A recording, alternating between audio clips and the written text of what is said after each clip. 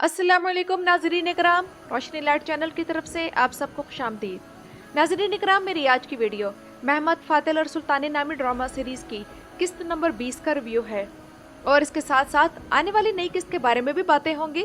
तो नाजरीन इकराम, इस बार की किस्त भी हस्ब मामूल बेहतरीन थी, लेकिन ऐसा मालूम हो रहा है कि राइटर कौस्तुनतीनिया की तरफ उस्मानी फौजों का मार्च और उस शहर के मुहासरे को फौरन नहीं दिखाना चाह रहा, बल्कि उससे पहले होने वाली तैयारियां, झड़पें और सियासत भी हमारे सामने रखना चाह रहा है, ताकि हम जान लें कि उस वक्त क्या हालात थे जब मुहासरा शुरू किया गया। और वैसे इस सीरीज के मद्दाहों की तरफ से ये कंप्लेन भी शुरू कर दी गई है कि मुहासरा जल्द ही शुरू किया जाए, लेकिन मैं यही कहूंगी कि अगर मुहासरा नहीं दिखाया जा रहा तब भी किस्तें इतनी मजे की हैं कि हम मुहासरे को अगर मजीद चंद किस्तों तक ना भी देखें तब भी कहानी जबरदस्त चल रही है। मुहासरा भी हो ही जाएगा, जल्दी किस बात की है।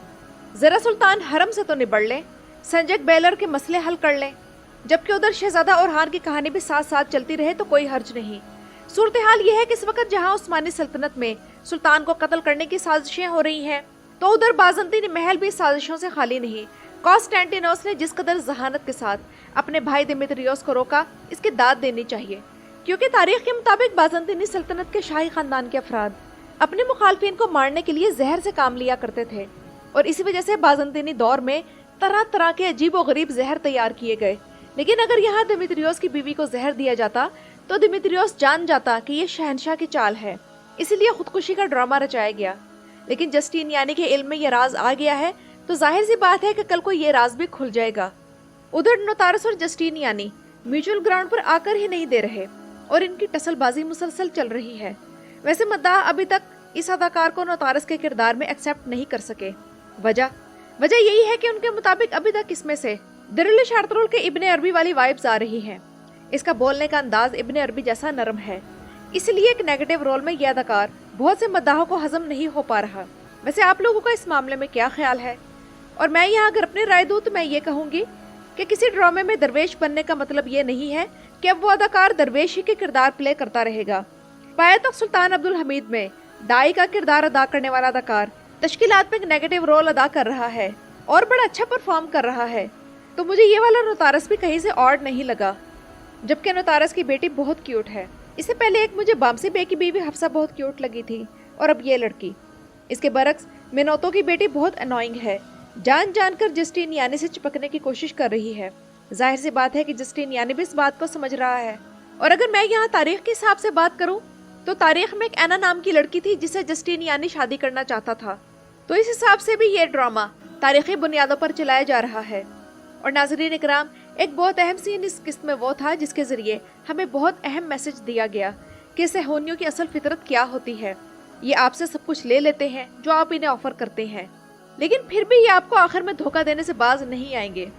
यनीचरी के जिस आगा ने जिस यहूदी मुलाजिम को अपने साथ खाने में शरीक किया, अपनी मेज पर बिठाया, फिर उसी ने यनीचरी के आगा जिसका नाम याकूब था उसे खंजर खोप दिया।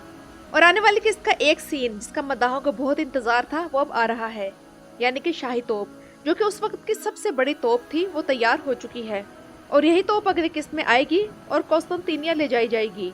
जबकि उधर दिमित्रियोस का कटा हुआ हाथ उससे ज्यादा हमारे लिए मुश्किल पैदा कर रहा है।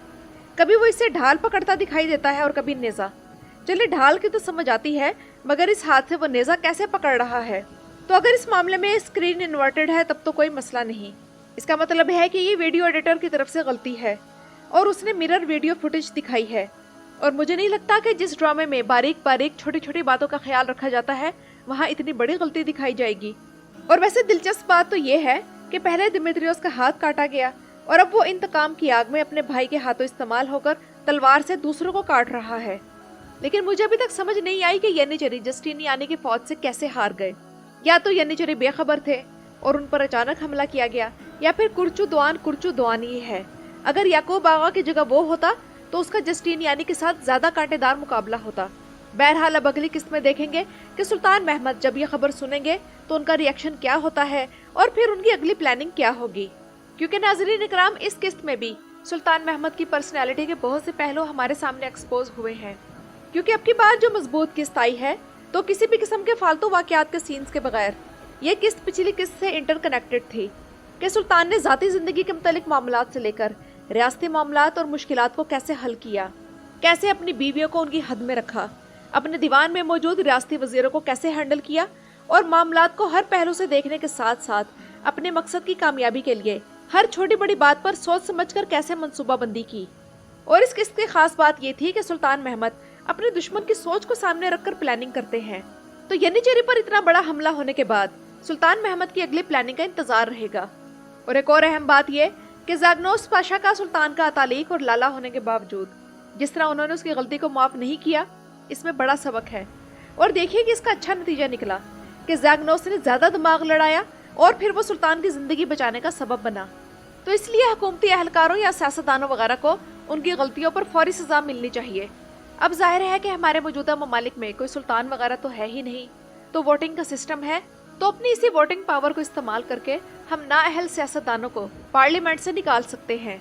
और नाज़रीन इकराम, ज़ागनोस पाशा को दरबार से निकालने के बाद जिन लोगों ने सुल्तान फातेह की तारीख पढ़ रखी है, वो अगर ये उम्मीद कर रहे थे कि महमूद पाशा का किरदार लाया जाएगा, तो मैं उन्हें कहूँगी कि ज़रा सब्र करें। मेरे हिसाब से कौस्तंतीनिया की फतह के बाद जानदारली का जब किरदार ख़त्म होगा, तब महमूद पाशा को लाया जाएगा। नाज़रीन इकराम, इस ड्रामे की एक चीज़ पर एतराज़ किया जाता है, वो ये है कि एक तरफ वाली बे फाइट कर रहे हैं, दूसरी तरफ हमजा बे अपनी तलवार के जौहर दिखा रहा है और तीसरी तरफ सलमान शाह बहरी जंगें लड़ रहा है, लेकिन सुल्तान महमद मज़े से महल में है। तो ये एतराज़ करने वालों को मैं कहना चाहूँगी कि कौस्तंतीनिया का मुहासरा आने दें, आप लोग सुल्तान को भी लड़ता देख लेंगे। और दूसरी बात यह है कि ये सब किसके हुक्म से लड़ रहे हैं? सुल्तान के हुक्म से ना, तो एतराज़ की क्या बात है? अगर सुल्तान हर किस्त में खुद लड़ेगा तो इतनी बड़ी फौज किस काम के लिए रखी हुई है? और महमद फातेह अल सुल्तानी के 3 बड़े अदाकार आजकल कांस फिल्म फेस्टिवल में गए हुए हैं। इनमें सरकान चायोगलो, सलीम बेरख्तार और लोका पेरोश शामिल हैं। और तीनों की रियल लाइफ तस्वीरें और वीडियोस देखकर मालूम हुआ कि लुका पेरोश का कद तो सरकान चायोगलो से भी लंबा है। और इनकी वीडियोस देखकर दूसरी बात मैंने ये महसूस की कि लुका पेरोश के बारे में बहुत से लोगों का ये अंदाजा था कि शायद उन्हें तुर्की जुबान नहीं आती और उनकी आवाज़ की डबिंग की जा रही है, लेकिन बहुत से लोगों का ये अंदाजा भी गलत निकला। We just arrived. What do you want to say? Hello guys. We are just like arrived. This. Okay. Selam. What's tomorrow? Just explain. Tomorrow is press conference at 12:30. No, at 1 at the festival, Palais de Festival, and we have a photo call at 12:30. So if anybody wants to come and do photos and See sign you there. autographs, Let's and catch up tomorrow. bring your turbans. See you there. See you. Bye bye. तो नाज़रीन इकराम, ये तो थी मेरी आज की video. अपनी राय का इजहार कमेंट्स में ज़रूर कीजिएगा। मेरे चैनल पर आने का शुक्रिया।